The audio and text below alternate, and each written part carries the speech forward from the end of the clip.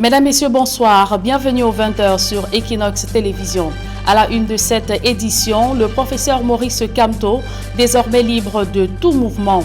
Après 3 mois d'assignation à résidence, le dispositif sécuritaire autour de son domicile a été levé ce jour au quartier Santa Barbara à Yaoundé. Et puis, ce fait divers qui fait froid dans le dos, un jeune homme exhume le corps de son père et récupère ses ossements qu'il s'apprêtait à vendre ou à écouler sur le marché noir. Mal lui en a pris, il a été dénoncé par sa sœur pour cet acte de profanation. Voilà pour le sommaire.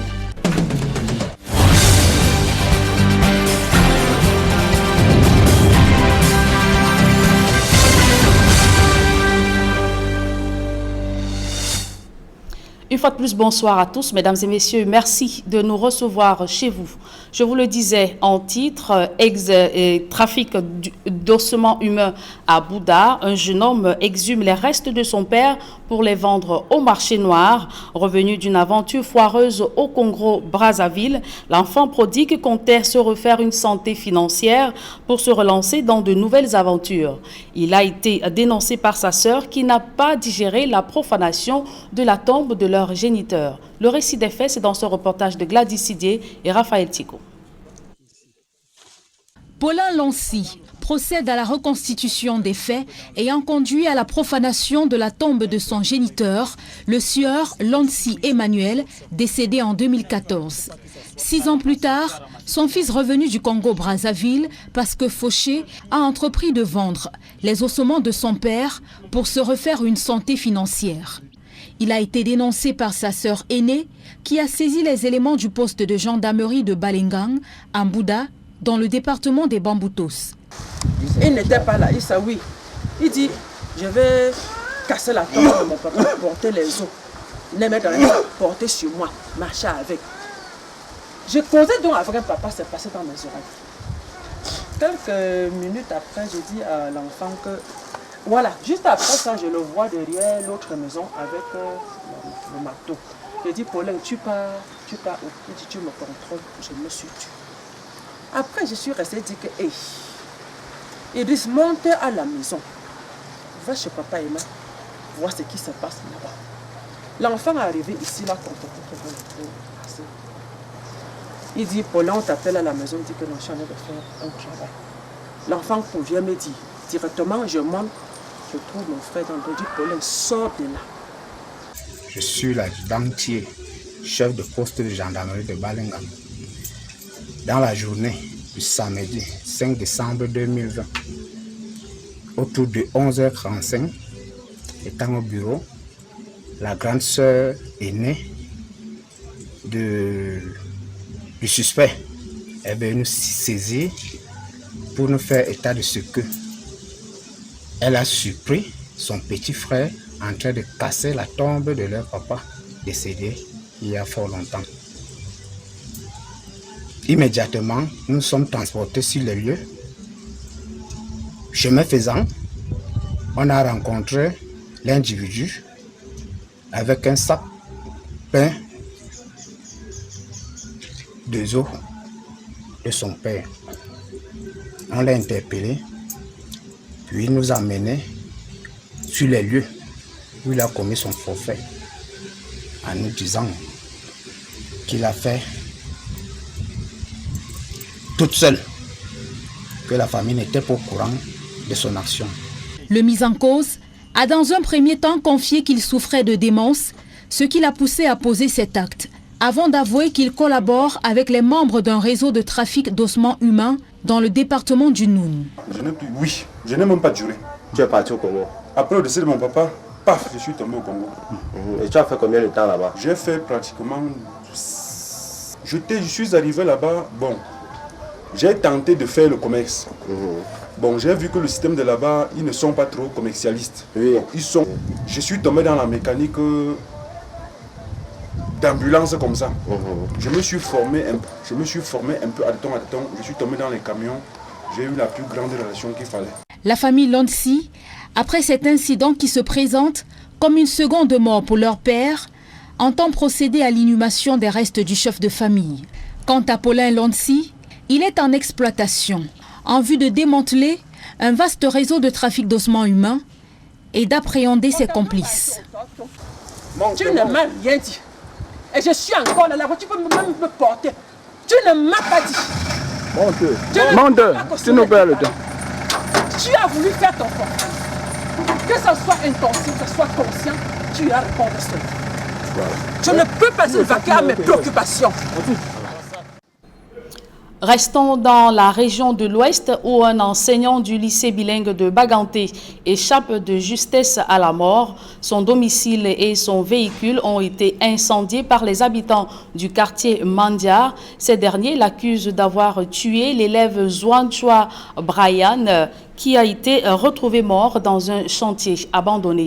Le récit d'une folle journée dans ce reportage de Jérôme Narcisse Sobzé. Voici à quoi ressemblent désormais les nombreuses habitations appartenant à M. Luachi Marcel, censé au lycée bilingue de Tonga et coordonnateur des activités pédagogiques au CS de Bitua Sud, dans le département d'Undé, à l'ouest du Cameroun.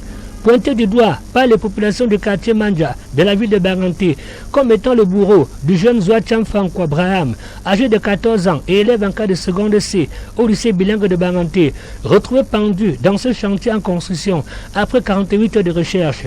C'est donc finalement le samedi 5 décembre 2020, autour de 11 h du matin, que la découverte est faite. Une découverte faite après plusieurs échanges entre le présumé coupable et les forces de maintien de l'ordre. Dans ce quartier, des témoins affirment avoir vu pour la dernière fois le jeune Zouacham Fanko Abraham pénétrer dans ce domicile sans jamais ressortir. Pour avoir arnaqué l'enfant dans la nuit du vendredi et que les parents n'ont pas su. Et pour finir, à la deuxième minute, on a découvert à la morgue, en se plaignant de morguer, de nous faire voir le corps de l'enfant, on a découvert qu'il avait gâté le derrière de l'enfant. En plus, la population a trouvé mieux de se révolter contre ce coup. Transporté à la morgue de l'hôpital de Baganté, une source nous apprendra plus tard que le jeune élève aurait reçu des services corporels avant d'être sodomisé. Après une deuxième interpellation, l'enseignant sera finalement incarcéré dans l'une des cellules de la brigade de gendarmerie de Baganté afin d'échapper à la colère des populations. On voulait dissimuler, l'enfant n'avait pas été pendu. Il a dit à son âge, il peut avoir quel problème pour se pendre. C'est un enfant qui étudie bien, c'est un enfant qui est jeune, il n'a pas de problème de scolarité. Au quartier Manja de la ville de Baganté, où cet enseignant s'est battu de nombreuses maisons d'habitation, tous ces biens seront détruits et incendiés. Rendu au domicile du jeune élève, Zouacham Braham, c'est la consternation totale. Aux dernières nouvelles, l'enseignant soupçonné d'être le bourreau du jeune élève aurait déjà été transféré dans le chef de la région de l'Ouest, à savoir Bafoussam. Il est rappelé que c'est le énième cas de corps sans vie retrouvé abandonné en l'espace d'un an dans ce quartier. Fin d'assignation en résidence pour le professeur Maurice Kamto. Le dispositif sécuritaire autour de son domicile a été levé ce jour au quartier Santa Barbara à Yaoundé. Et c'est un ouf de soulagement pour les militants du mouvement pour la renaissance du Cameroun, mais également les voisins ayant vécu dans la peur pendant toute cette période. D'autres précisions dans ce reportage de Joël Essenga et Guizogo. Plus l'ombre de policiers et gendarmes autour du domicile de Maurice Kamto au quartier Santa Barbara à Yaoundé. Selon les témoins, il était 13 h lorsque les derniers éléments du dispositif sécuritaire installé autour de la résidence du président du MRC ont levé leur siège. Dans le quartier, les voisins du professeur Maurice Kamto sont soulagés, mais les conséquences sont lourdes. J'ai subi de lourds préjudices à cause de la présence de l'armée devant ma maison. Tous mes locataires sont partis. Toute ma famille m'a abandonné. Si par exemple il faut peut-être m'envoyer un petit truc pour nourrir mes enfants, il faut qu'on envoie par une agence de voyage. Je ne peux même plus sortir de chez moi. En rentrant ce soir, quand je vois cette situation, vraiment je suis aux anges. Je sais que le bon Dieu nous a écoutés. Dans les alentours, le scénario est le même, à l'instar de cet immeuble cossu, vidé de ses locataires et pour lequel on en sollicite d'autres. Arrivés quelque temps après la levée du dispositif sécuritaire, Maître Méli et Christian Pendaï Koka rentrent dans le domicile du professeur Maurice Kamto pour des échanges de près de 3 quarts d'heure. Je l'ai trouvé en super forme. Il est en forme, il a le moral, il a le mental. Il va bien et pour nous, la lutte continue. Il faudra qu'on libère ce pays. Parce qu'il a été séquestré de manière arbitraire depuis bientôt 3 mois, ce qui ne se justifie pas. D'autres personnes ont été arrêtées de manière arbitraire, continuent à être détenues de manière arbitraire, sous le prétexte d'un mouvement insurrectionnel qu'on n'arrive pas à expliquer. Par ailleurs, pour Christian Pendaye Koka, il faudra bien se plier aux règles démocratiques si l'on prétend être dans un état de droit au Cameroun. Si vous dites que c'est un état de droit, il faudra que le droit parle. Si vous dites que c'est une démocratie, il faudra qu'on continue à respecter les libertés fondamentales et les droits fondamentaux. Vous ne pouvez pas être dans un pays où plus de 80% de la population est représentée par des jeunes qui ont moins de 35 ans et vous le gérez de cette manière, en réprimant les libertés, avec un système aussi répressif. Qu'est-ce que vous voulez faire de votre vie? Le siège du domicile de Maurice Kamto était intervenu après les marches du 22 septembre organisées par le MRC pour protester contre la convocation des élections régionales par le président Paul Biya.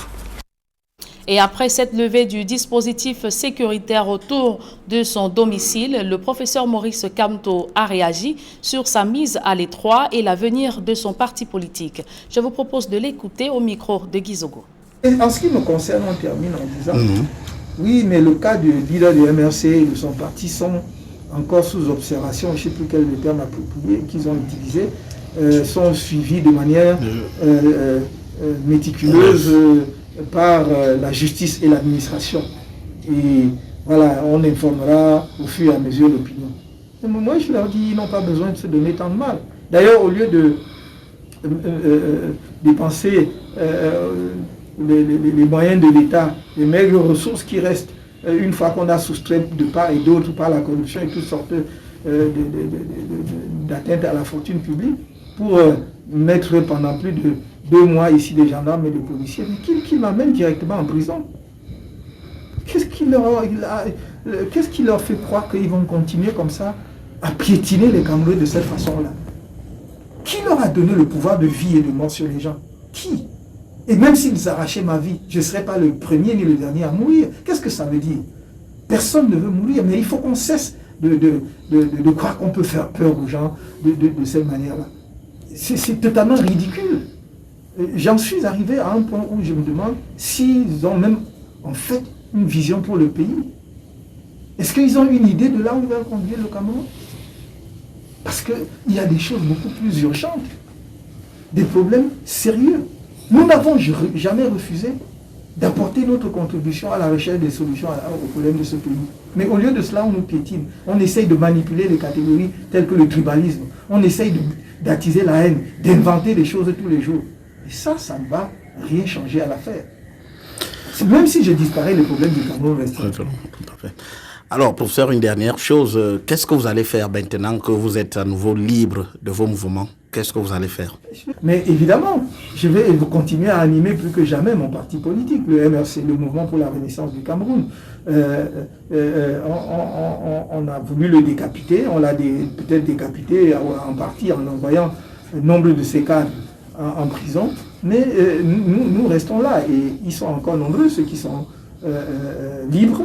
On va travailler. On va travailler parce que notre option demeure la même, M. Zoko. Le changement dans la paix et par les urnes. Et ça se travaille. Ce que les gens ne comprennent pas, c'est que c'est eux qui prennent les raccourcis. Nous travaillons auprès de la population.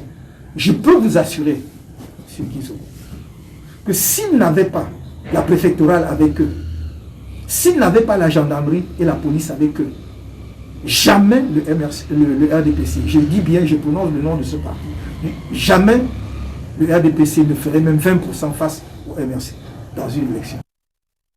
Et vous venez de suivre la réaction du professeur Maurice Kamto après la levée du dispositif sécuritaire autour de son domicile. Et pour le leader du MRC, le combat continue malgré l'incarcération de plusieurs cadres de son parti politique. Parlons à présent de toute autre chose, de violation des droits de l'homme, la situation de plus en plus préoccupante au Cameroun. Selon des organisations de la société civile, la récurrence de ces abus multiformes serait due à l'ignorance des citoyens. Ayant atteint la cote d'alerte, ces acteurs de la société civile ont engagé une campagne de sensibilisation sur la connaissance de leurs droits. D'autres précisions dans ce reportage de Farel Bounia, Xavier Foka. Alors que le monde s'apprête à célébrer le 10 décembre 2020, La 62e édition de la Journée internationale des droits de l'homme. Sur le terrain, le constat reste alarmant, avec notamment des cas flagrants de violation des droits des enfants et ceux de la femme. Nous sommes saisis sur plusieurs cas avérés de violation des droits de la femme. Nous trouvons des femmes battues, nous trouvons des femmes qu'on empêche de travailler. Nous trouvons des femmes qui font des bébés et dont des bébés n'ont pas des actes de naissance. Malgré toutes les campagnes médiatiques battues chaque année autour de cette question, des défenseurs des droits de l'homme estiment que si certaines victimes gardent le silence par complicité, la plupart sombrent plutôt à cause de l'ignorance. Ce que nous avons remarqué, c'est que dans la plupart du temps, les gens ne réagissent pas parce qu'ils ne connaissent pas leurs droits. On ne peut pas réagir à ce qu'on ne connaît pas. Les gens ne se protègent pas parce qu'ils ne connaissent pas de quoi ils doivent se protéger, qu'est-ce qui est précieux. Alors que notre gouvernement a ratifié une panoplie de lois, mais qui est méconnue tout simplement par la population. À quelques heures de cette journée dont l'un des objectifs est de réduire les inégalités dans le monde, les défenseurs des droits de l'homme veulent davantage éclairer l'opinion sur cette question. Quelles sont les institutions, quelles sont les autorités qu'il faut saisir, comment se défendre, qui aller voir. Aller par exemple chez l'officier d'état civil pour que son enfant ait le droit d'avoir un acte de naissance par exemple. Lorsqu'on est battu, on peut faire appel aux affaires sociales, au ministère de la promotion de la femme et consorts. Réunis à Douala, des membres de la société civile camerounaise et leurs partenaires entendent faciliter la communication auprès des victimes en utilisant le langage spécifique à chaque couche sociale. Après le 10 décembre 2020, qui commémore comme chaque année la Déclaration universelle des droits de l'homme adoptée en 1948, on attend bien des améliorations sur le terrain. Régional du 6 décembre 2020, raz de marée pour du RDPC. Le parti au pouvoir a remporté les 70 sièges mis en jeu dans le département du Littoral. Les résultats ont été proclamés ce jour à la Cour d'appel en présence des candidats des différents partis politiques engagés à ces élections de dimanche dernier. François Dikoumé, Sylvestre Zangao. Excepté les délégués issus du commandement traditionnel, le Conseil régional du littoral sera monocolore. Le RDPC a tout raflé lors du scrutin du 6 décembre dernier. Les résultats ont été proclamés par la Cour d'appel du littoral. Ainsi, dans le département du Vouri, le RDPC l'emporte avec 30 élus, dont 9 femmes. Pour le commandement traditionnel, c'est la liste de Sa Majesté Dika Charles David, constituée de 5 élus, qui l'emporte. Le RDPC remporte les 15 délégués de la Sanaga maritime, parmi lesquels 4 femmes. Et pour le commandement traditionnel, la liste élue est celle de Sa Majesté Bok Balima Jean-Marie Martin. Dans le département du Mungo, c'est toujours le parti de Paul Biya qui obtient les 19 délégués, dont 4 femmes. Et la liste Njokei Sawe Maurice l'emporte au commandement traditionnel. Enfin, dans l'Unkam, les 6 délégués vont également au parti de la Flamme, avec une femme élue. Parmi les 6, la liste de Sa Majesté Edimo Alexandre Martin gagne au commandement traditionnel. La région du littoral a donc ses 90 élus, dont 70 délégués départementaux. Et 20 du commandement traditionnel. Alima Madou fait partie des 18 femmes élues dans la région. Je suis très content d'être parmi ces premiers conseillers de la République. Et je pense que je ferai tout pour que la mise en place de la décentralisation effective soit faite avec nous et par nous. Salomon Douala Ipale de l'UPC et Christian Diok du PCRN affirment que leurs partis se sont plutôt bien battus lors de ces élections. L'UPC, contrairement à ce qu'on peut croire, en sort vainqueur. Dans l'Union Ekele, nous avons eu 20 voix sans avoir un seul conseiller. Dans la Sanaga maritime, nous avons eu 6 voix sans avoir un seul conseiller. Dans le Vouri même, nous avons eu une voix sans avoir un seul conseiller. Nous pensons que malgré le comportement antidémocratique de nos adversaires, que nous félicitons en passant, parce qu'ils n'ont pas laissé que la campagne soit ouverte, mais c'est une réussite pour l'UPC. L'Union des populations du Cameroun en sort gagnant avec, j'allais dire 27 voix, donc il y a 27 Camerounais qui ont pensé que l'UPC ne va pas mourir, contrairement à certains partis qui croyaient enterrer l'UPC. Nous avons 25 conseils dans le camp que nous avons consolidés. Nous avons 30 en Sanaga maritime que nous avons effectivement consolidés. Nous avons 18 au niveau du Vouri. Nous en avons eu 22. Il y a une nette évolution, il y a une nette amélioration, voyez-vous. On ne peut pas parler d'impréparation. Les chefs traditionnels élus ne se contenteront désormais plus seulement de leur rôle d'auxiliaire de l'administration. Ils vont participer à la prise des grandes décisions qui concernent leur région. Se félicite Sa Majesté Mpongolongo, élu d'Unkam. La chefferie traditionnelle va apporter une valeur ajoutée à la mise en place de la décentralisation. En tout cas, c'est ce que nous croyons dans l'Unkam. En plus de sa mainmise sur la majorité des communes, le RDPC n'a laissé aucune chance aux autres partis politiques dans la région du littoral. Et du côté de Yaoundé, un ravin pourrait paralyser la circulation dans les prochains jours. Si rien n'est fait, l'axe reliant Mendon à Johannesburg subit l'effet d'une érosion brutale qui fait peur aux populations riveraines. Elles disent avoir saisi les autorités, mais leur requête est restée sans réponse. Nos reporters Rodrigue Ngassi et Marcelin Gansop étaient sur les lieux. En route pour Johannesburg, nous prenons place à bord d'une moto. C'est l'unique moyen de transport, à défaut de s'y rendre à pied. On fait parfois le sport comme vous voyez là, à cause du manque de moyens de transport. Et régulièrement, comme vous voyez là, quand les remorques tentent, la voie est totalement barrée. Et nous ne tardons pas à faire face à la première difficulté qui fait perdre le sommeil à certains habitants et aux usagers de cette route. C'est un impressionnant ravin qui ne cesse de prendre du volume. Le ravin que tu vois en bas là, quand ça commençait, c'est le torrent qui prenait. C'était juste c'était une rigole qu'on avait conçue. Au fur et à mesure, l'eau ne passait pas dans la rigole, ça ne faisait que creuser. Sa proximité avec la route constitue un danger permanent qui impose la plus grande prudence. Ce ravin jouxte plusieurs maisons d'habitation et des chantiers abandonnés. Si rien n'est fait, il est à craindre que l'une des voies les plus fréquentées, qui dessert plusieurs quartiers de Tougébé 2, soit coupée en deux. Ce sera alors la cerise sur le mauvais gâteau que les populations consomment au quotidien. Il s'agit de l'état de la route, dont la forte dégradation en fait l'une des plus impraticables de l'arrondissement de Yaoundé 6. Il faut avouer qu'arriver ici n'est pas chose facile, vu l'état de la route. Donc, comme vous me voyez, justement un peu propre comme ça, d'un moment à l'autre, quand je vais prendre la moto, je suis sûr que mon état ne sera plus le même. L'état de la route là, c'est grave. Même le marche, même comme ça, même le pied me fait mal. Maintenant, là, pour payer même seulement le transport, même c'est trop cher pour arriver même au marché maintenant. Ça ne vaut pas la peine, c'est rien. C'est de route, franchement, non. Quand il pleut alors ici, mon frère, c'est grave. Il t'éteint à pied, tu peux tomber ici.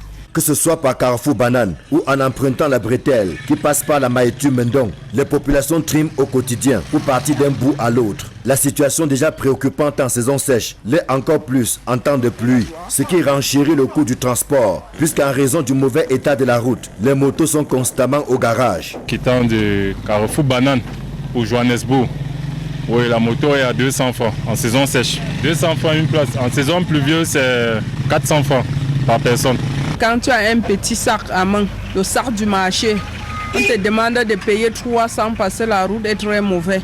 Quand tu ne donnes pas les 300, tu vas faire même 2 heures du temps en route pour attendre une autre moto pour que la moto puisse te porter même à 200. Comme c'est cassé comme ça, chaque jour il faut que tu changes les amortisseurs et les tuyaux de carburant, tout ça, ça nous dérange toujours ici. Avec les belles maisons qui sont ici, il n'y a pas la route. Quand tu achètes une moto neuve, ça ne peut pas faire plus de 8 mois chez toi. Voici ma moto, ça ne va pas encore un an. Mais là où l'état de la moto est, même d'autres clients préfèrent fuir.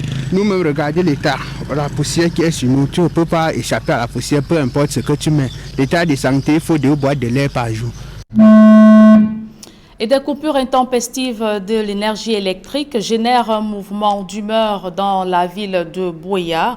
Un groupe de femmes a marché dans les rues pour revendiquer un retour durable du courant électrique dans cette partie du pays. Eric Fopoussi. Crise de l'électricité sous haute tension à Buea, dans le sud-ouest Cameroun. Il y a 2 mois environ, de nombreuses familles désabusées par d'interminables coupures expriment amères leur colère.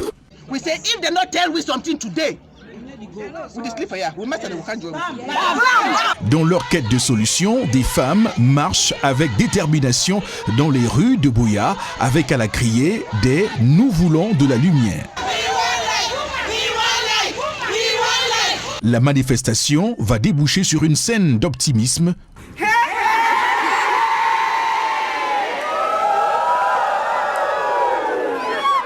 Devant la sous-préfecture, des responsables présents rassurent et promettent. Aujourd'hui, des travaux de l'opérateur de distribution de l'énergie électrique sont en cours.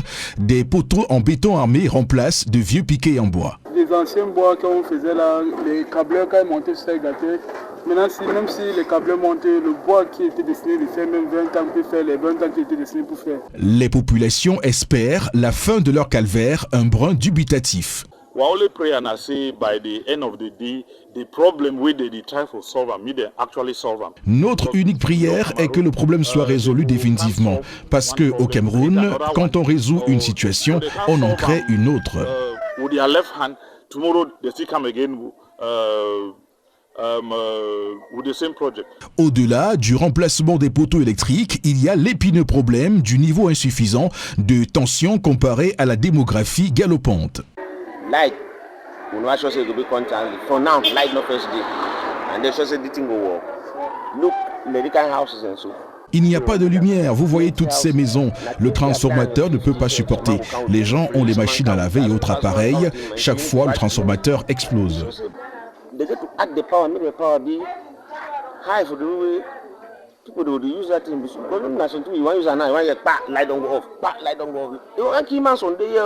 À Boya, redonner un peu d'espoir en fournissant de manière permanente l'énergie électrique devient un impératif dans une région du pays déjà en proie à la crise anglophone. Et cette note triste dans ce journal, le canton Aquabel en deuil. Sa Majesté Dine Dika Charles David est décédé en fin d'après-midi de suite de maladie. Cette triste nouvelle survient 2 jours après son élection au poste de conseiller régional dans le Vouri. Banquier de profession, il a été intronisé 6e chef du canton Aqua le 27 octobre 2001. Et depuis l'annonce de son décès, sa chefferie ne désemplit pas avec proches, amis et connaissances venus consoler la famille.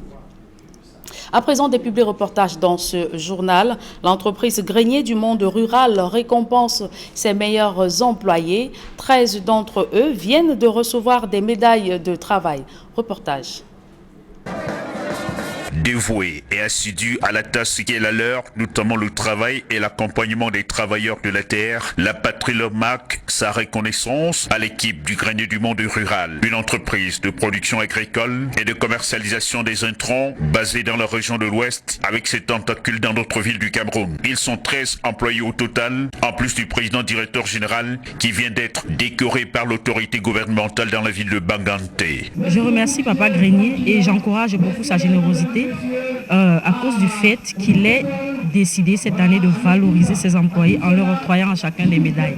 C'est une très grande fierté pour moi de recevoir la médaille au même moment que mon patron, celui qui m'a amené dans le monde du travail. C'est une très grande fierté et ce n'est pas donné à n'importe qui. L'engagement aux côtés des milliers d'agriculteurs que compte la région Grenier du Cameroun, leur tâche consiste au quotidien aux recherches et à l'expérimentation des meilleures semences et autres produits agricoles qu'ils mettent à la disposition des producteurs pour booster leur rendement. Une mission saluée à juste titre par les autorités locales. Je saisis d'ailleurs cet honneur pour cette occasion pour féliciter les heureux élus, les récipiendaires, en les exhortant d'aller de l'avant. Une force du déploiement qui reçoit l'assentiment et toute l'attention de son ministère de tutelle, celui de l'agriculture et du développement rural. Nous sommes simplement vraiment très contents de la reconnaissance que le gouvernement de Cameroun apporte auprès des Greniers du monde rural. Parce que c'est le fruit d'un travail persévérant. Est-ce que cela doit faire peut-être une 50aine d'années qu'il est dans la filière? Vous comprenez que, comme un vin qui mature avec du temps, le Grenier du monde rural est devenu aujourd'hui international. Se félicitant de ce parcours glorieux, Gambou Jean-Pierre, connu sous le pseudonyme de Papa Grenier, il promet de poursuivre cette mission qui lui permet de donner du sourire à des milliers de familles à travers le pays et surtout de mettre davantage un accent sur la vulgarisation des produits locaux.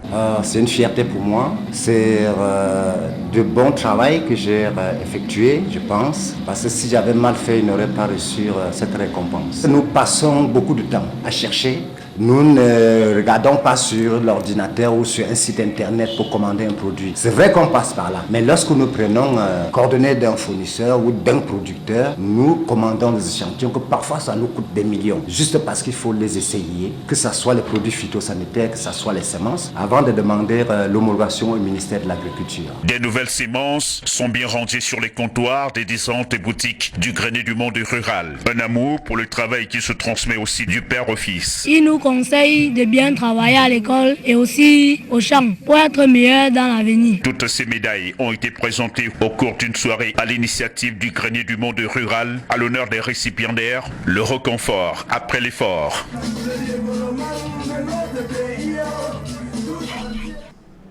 Et le groupe bancaire Afriland, main dans la main avec le gouvernement guinéen pour relever le niveau de vie des populations.